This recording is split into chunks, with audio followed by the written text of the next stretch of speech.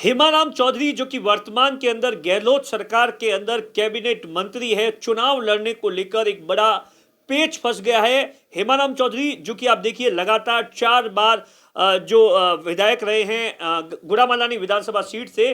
हमेशा से ये देखा गया है कि हेमाराम चौधरी पिछले 3 चुनाव में एक ट्रेंड देखा गया है कि हेमाराम चौधरी लगातार हाँ ना करते हैं, उसके बाद जब पार्टी प्रेशर देती है उस वक्त हेमाराम चौधरी है चुनावी मैदान में उतर जाते हैं। लेकिन इस बार आप देखिए लगातार वर्तमान के अंदर गहलोत सरकार में अंदर जितने भी मंत्री और विधायक हैं वो पिछले 2 महीनों से लगातार अपने अपने इलाकों के अंदर चुनाव प्रचार के अंदर जुट गए हैं, क्योंकि चुनाव है ऐसा बताया जाता है 2 महीने बाद है। लेकिन गुड़ामालानी से हेमाराम चौधरी के चुनाव लड़ने को लेकर बड़ा एक पेच फंस गया है। उसकी जो सबसे बड़ी वजह यह मानी जा रही है कि हेमाराम चौधरी इस बात के लिए इस बार राजी नहीं है कि वो चुनाव लड़ेंगे। वो लगातार जितने भी बहुत से ऐसे मंच है जहां पर सीधे तौर पर ये कह चुके हैं कि बहुत लगातार 40-50 साल से वो राजनीति इस इलाके से करते आए हैं और राजनीति में अब उनकी उम्र भी हो गई है, लिहाजा नए चेहरों को मौका मिलना चाहिए। वो इसकी वकालत कर रहे हैं हेमाराम चौधरी लगातार।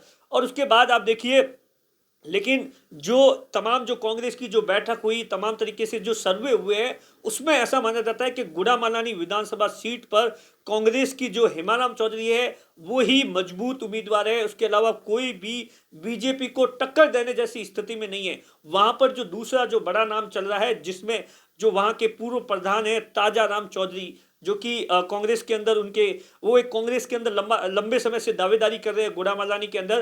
ताजाराम चौधरी का ये दावा है कि हेमाराम चौधरी मना कर चुके हैं, हेमाराम चौधरी ने मुझे हाँ दी है, या वो तमाम चीज़ों को लेकर अपनी बात रख रहे हैं। और इस बार उनकी जो दावेदारी है, दूसरे जो बड़े दावेदार है वो ताजाराम चौधरी है। और हेमाराम चौधरी आप देखिए चुनाव के अंदर अब 2 महीने का वक्त है, लेकिन अभी तक जितने भी गुड़ामालानी के कार्यकर्ता है वो इस बात को लेकर क्लियर नहीं है कि हेमाराम चौधरी चुनाव लड़ेंगे या नहीं। बाकी तो ऐसा बहुत से जो अखबार है या तमाम तरीके के जो राजनीतिक विश्लेषक है वो ये दावा कर रहे हैं कि हेमाराम चौधरी चाहते हैं कि उनकी जो बेटी है सुनीता चौधरी है वो चुनाव में लड़े। लेकिन आज दिन तक कभी भी इस बात को लेकर न तो हेमाराम चौधरी ने कुछ बोला, न सुनीता चौधरी ने कुछ बोला, कभी भी इस तरीके से। और आप देखिए कुछ महीने पहले जो वीरेंद्र धाम का इनोग्रेशन था, उस वक्त सचिन पायलट ने सीधे तौर पर हेमाराम चौधरी से कहा था कि हेमाराम चौधरी ने 2013 से लेकर 18 में भी इस तरीके से सीधे तौर पर मना कर दिया था, फिर मैंने मनाया था।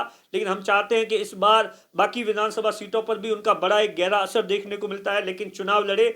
लेकिन आप देखिए 2 महीने का वक्त रहा है, हेमाराम चौधरी कहीं पर भी आप देखिए चुनाव है या चुनाव लड़ने के मूड में नजर नहीं आ रहे हैं, एक्टिव नहीं है, जिसके चलते उनके जो कार्यकर्ता है, उनके जो समर्थक है वो लगातार कयास लगा रहे हैं, फोन कर रहे हैं कि आखिर क्या हेमाराम चौधरी चुनाव लड़ेंगे या नहीं लड़ेंगे। और दूसरी जो सबसे बड़ी बात है, ऐसा कहा जा रहा है कि पार्टी की ओर से पार्टी के जो बड़े नेता है उन्होंने 2 टूक शब्दों में कह दिया है हेमाराम चौधरी को कि आपको चुनाव लड़ना है।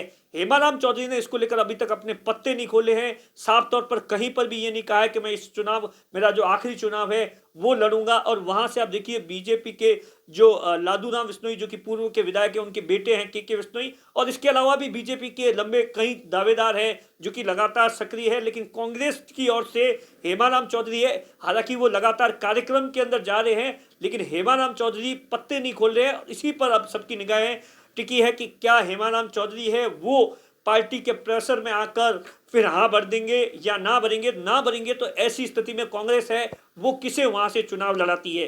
दिनेश बोहरा, बाड़मेर, राजस्थान तक।